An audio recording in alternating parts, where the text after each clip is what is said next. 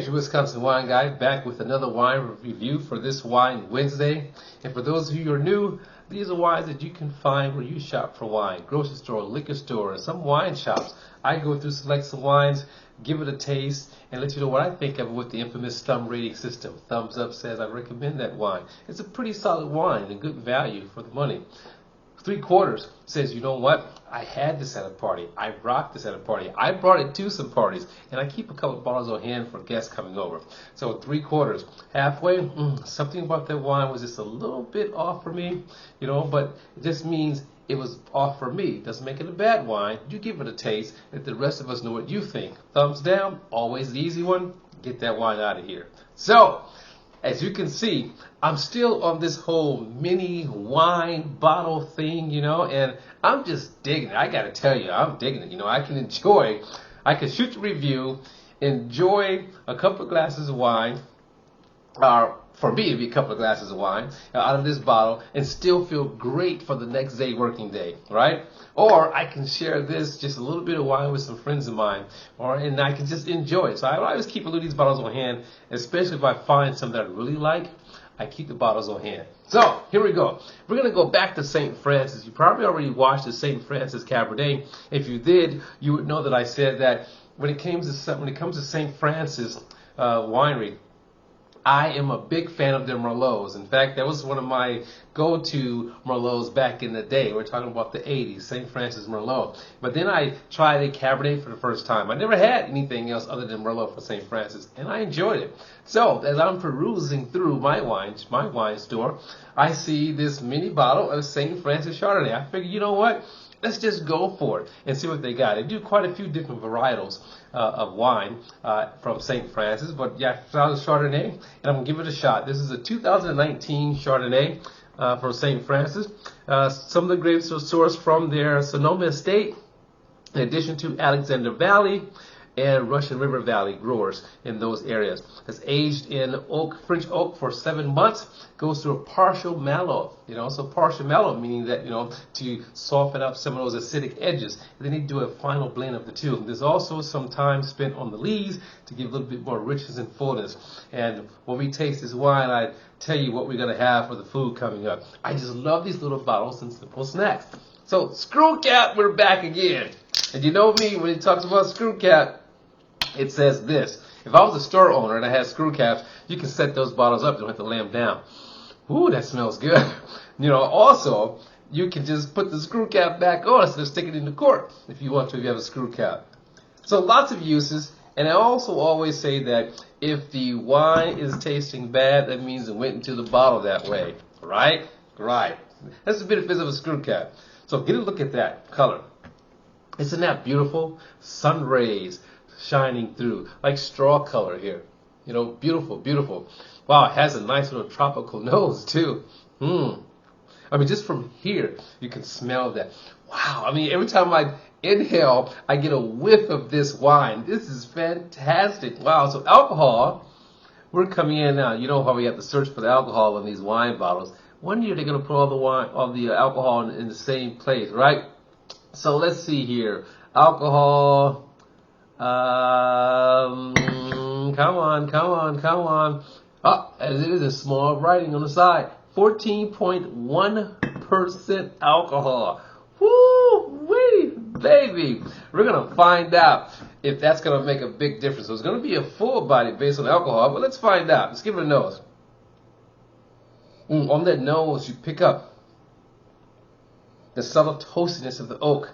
Now, I pulled this out of the refrigerator and give it a chance to kind of mellow out the chill and in my room temperature here, which is currently at about 70 degrees. So we're going to have that fine taste in the middle. So again, that nose, you get that nice subtle toastiness of oak. You get a little bit of oak spice and some apple, like caramelized apple and pear.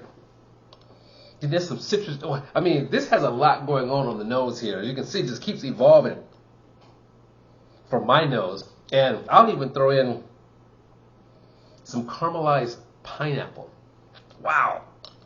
All right, there we go. That's enough of that nose. Woo! Let's give it a taste. Now, two-step process. You guys remember, two-step. First sip is going to be for acidity. Let's test the acidity. No acidity, no play. Let's taste for the fullness of the mouth. Let's taste all of that. Then on the second sip is when we taste to evaluate.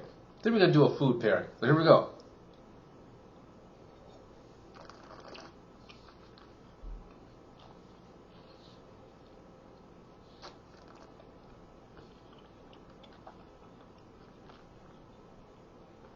Oh, wow.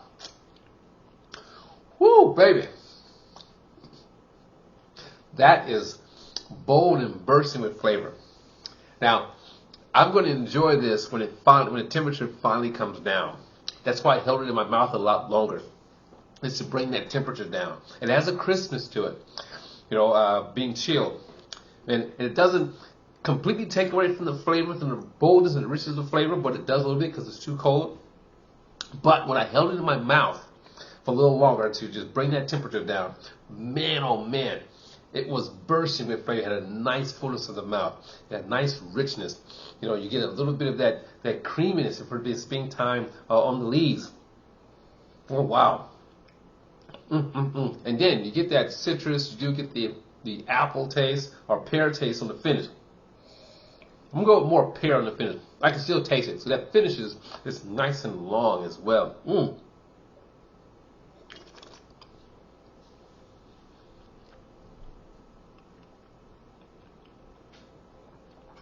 Even that acidity, it's nice. Makes my mouth water. Wow. That, my friends, is bold in a Chardonnay right here. Okay, so now let's pair that with what we have here. Something quick, something easy. Small bottle of wine, you gotta have something quick.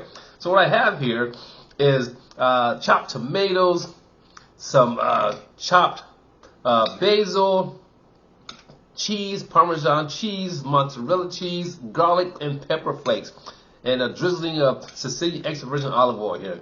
So very simple dish with lightly toasted bread that I'm going to try this wine with. And you're thinking, well, it's tomatoes. Why don't you have a red wine? Well, I myself personally enjoy tomatoes with white wine. You should give it a try. See what you think. So let's give this a taste and see what we have here. Man, that just smells great too. The garlic and everything, it smells great.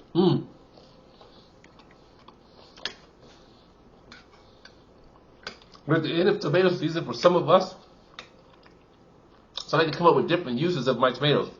Get a mouthful. All right, here we go. Simple pairing.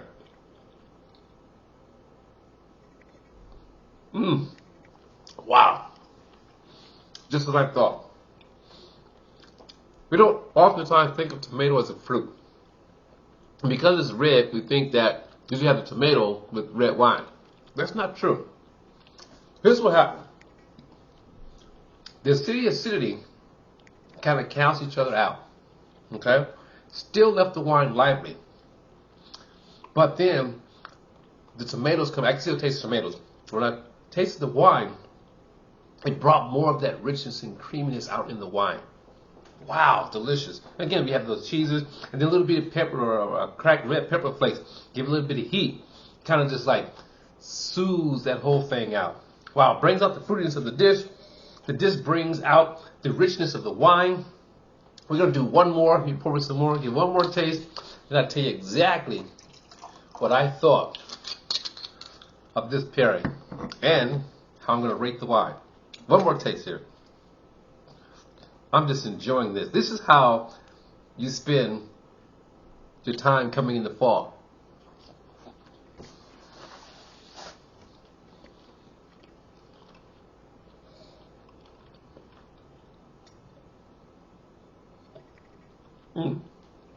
Wow.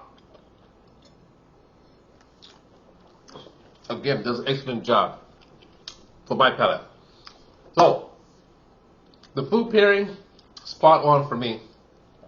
The wine, St. Francis Chardonnay 2019. Thumbs up.